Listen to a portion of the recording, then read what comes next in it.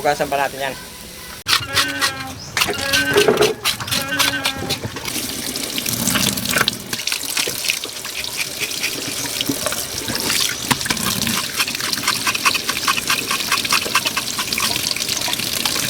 Pagkatapos natin linisan at naiwa na, ugas bigas.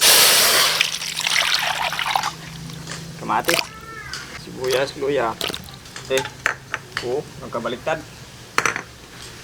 Ito yung ating karne. Pabalikan lang po natin kung malambot na yung ating karne. Ayan, napakalambot na. Unahin natin yung medyo matagal maluto. Gabi.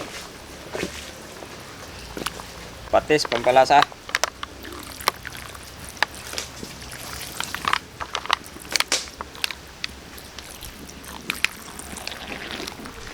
Sinigang mix.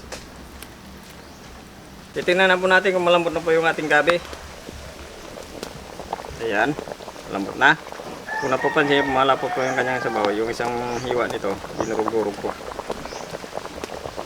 Lalagay natin yung ating kabanos, kangkong at talong.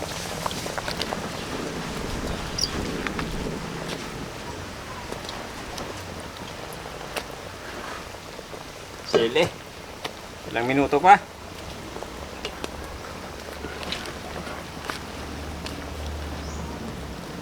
Pagkatapos ng ilang minuto, titikman na natin yan.